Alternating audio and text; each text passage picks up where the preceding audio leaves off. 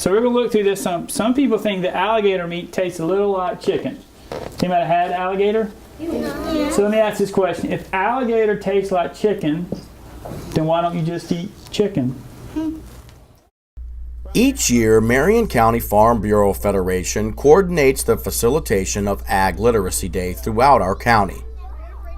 This annual reading event is a chance to go into elementary classrooms to read a children's nonfiction book about Florida's agricultural industry to students in kindergarten through 5th grade.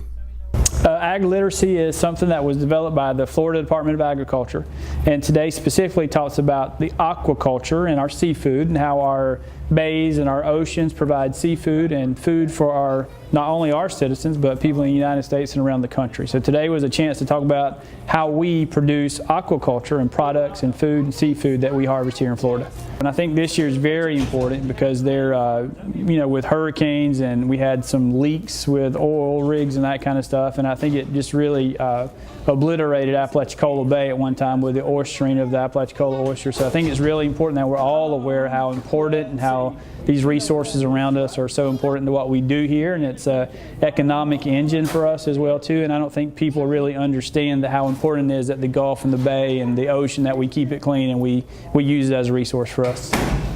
So how many of you want to eat some seafood? I do. Let's go eat seafood. Miss Cole, can you take us out to dinner? Yeah. Okay. So let's go. Let's go eat seafood. Any chance you can get any opportunity to come read with the kids, you always do, but when it was this, it was kind of two-sided. I grew up in the Panhandle where seafood is a big deal, and it's a way of life for a lot of people, and generations of people have grown up gathering oysters and shrimp and things like that, and a lot of our students eat it, but they don't know why they're eating it or how it's made or how we get it. So I thought it was very important to come and share with these students how we harvest our seafood and how we eat our shrimp, as the first grader said. It kind of gives me a chance to sit down and pull me aside and say, hey, remember why we're here. And to sit in the classroom with a group of 7-year-olds to hear all their ideas and laugh with them and be silly with them is good for me. I wish I could do it more. I try to do it as much as I can. I try to get out of the schools, but getting an opportunity to read to a group of students is still the reason why I'm here and why I do what I do. Christmas is right around the corner. This Saturday, December 9th, is the Ocala Marion County Christmas Parade. You can watch the parade live on the Marion Education Channel at 5:30 p.m. with replays on Fridays and Saturdays at 7 p.m. and Sundays at 2 p.m. throughout the month of December. You can also stream the parade live on YouTube, and of course, watch it on YouTube anytime after Saturday. The students at Sparr Elementary, along with members of the community, received a special visit last week from jolly old St. Nick.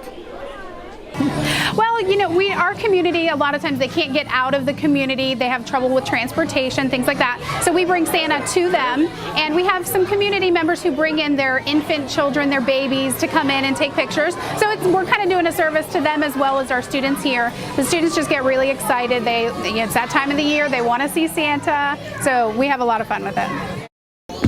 Hi, how are you? Smile. All right, Merry Christmas. The kids were able to take pictures with Santa as well as enjoy some cookies of their own design. In the end, it was a great time had by all. Santa Claus himself is actually my dad, and he helps us, and he funds the candy canes for the kids and the cookies and everything. Now, I have a great support staff. Obviously, I have lots of volunteers that have come to help today, so we couldn't do it without them, because the decorating, the setting up, everything this morning, and getting the kids through pretty quickly, I give it all the credit to them. Marion County School-Related Employee of the Year for 2017-2018 from Reddick Collier Elementary School, Ms. Ruby Cox. I was shocked. Again, it was like a feeling that I can't describe, because when you do what you love, and you don't ask for any recognition or anything, because it's just what you do in your heart. That's something I love to do, work with children. And so it was a special moment for me to be recognized as their School-Related Employee of the Year. Like a lot of paraprofessionals, Ruby Cox is working on getting a teaching certificate. She's also working on a master's. I think I want to be a classroom teacher for a little bit and then go on, because the reason why I'm getting my master's in a business administration, because I do work outside of school with my church. I'm a church administrator, and so that's very helpful with our church because we do a lot of things in the community. So that's the reason I'm getting that, and then the study of the teacher's certificate will definitely help me with growing in the classroom. It's not a job when you love to do things. I love my church. I love what I'm doing there. I love Ready Choir. I love what I'm doing here. Cox helps her teacher focus on the class as a whole by providing students with more individualized attention. If there's any type of behavior issues, then that's when I step in to make sure that they don't distract her while she continues to teach the class. Also, when there are other kids that are ahead of kids, I don't want to call them higher and lower group because they all learn at different rates. So the ones that's moving a little bit slower, those are the groups I pull to the side, and I help out a lot when it comes to reading, especially kindergartens, because you want them to learn their phonics, and so I put extra time and pulling those groups to the side to work with phonics, their alphabets, because some of them don't know how to know the alphabets, or reading and writing their names. So I pull a lot of small groups and work with them individually. Listen with your bunny ears. Green. In her 4 years at Reddick Collier, Cox has worked with 3 different grade levels. The first year I was here, I worked with 5th grade, and then the last 2 years I worked with 2nd grade, the academy class. So yes, I've been in different areas. Now the little ones, I must say, they have touched my heart. So it is because that's the foundation, and you're impacting the foundation with the little ones because they're just learning how to read, they're just learning how to write their name, just learning. So it's rewarding when you see a child that comes in that don't know how to write their name, and by the couple of weeks they're learning how to write their name. They know what these letters are, so it's very rewarding. There has been a lot of talk recently about the importance of soft skills. The arts, especially music, is a great vehicle for the fostering of those skills in our Marion County Public School students.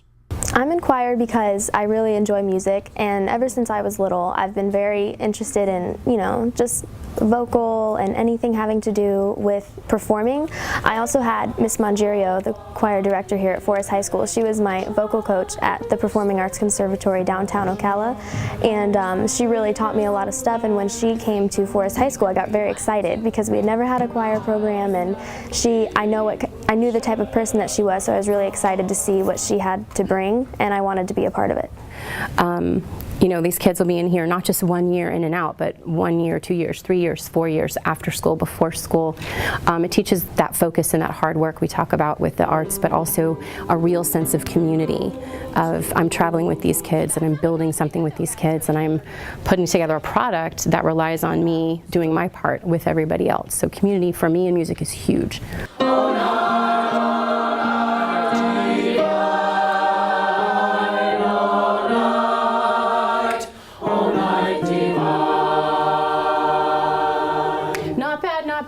One thing especially with music is it really requires a lot of focus and a lot of attention, and it requires a lot of effort.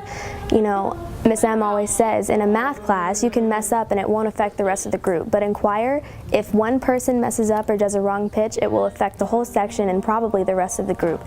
So you really have to give it your all the time, and I think that teaches students to really pay attention and to really try their best, and it contributes to teamwork, which is a really good quality that you need to know. Outside of the just statistical data about excellence in academics because of music, I challenge them. We talk about our youth having no attention span, having an inability to focus because they're digital natives and there's a phone in their face. I can ask kids to sit for 2 hours straight and rehearse music quietly and focused, and they can do it. They will do it. So they're learning focus, they're learning teamwork, and arts are always a representation of our culture, and they're learning what that means to be a part of that representation of what's happening right now in society and what has happened before, to be just a relevant part of society. We cannot do, uniting for greatness. We live Ubuntu. Good. We're almost there. I need more tenor. like I said, a lot of choral music and just music in general, it's a lot of focus, which really, you know, opens up your brain and opens up your mind to other things that you need to know, like teamwork and communication and effort, and everything like that is offered in the choir program, which are things that you not only need to know in school, but for the rest of your life. I have a great video that I saw that talks about, and it's people from all different professions, lawyers and business people and accountants. None of them were in music for their vocation, but all of them have been involved in a high school or middle school band or chorus program, and they talked about confidence. They talked about poise. Professions ask you to stand and speak for yourself and to work in a team environment. And I have students who hide in the back their first year and are out front singing solos the last year. And I know that that confidence translates itself into confidence in school. I have a leadership team that go to leadership trainings that translates into leadership in whatever vocation you're in. The soft skills that they take from being involved in a choral program translate so far beyond just a musical setting. They know how to focus. They know how to sit and prepare. They know what hard work means within team, and how to lead and how to stand on their own.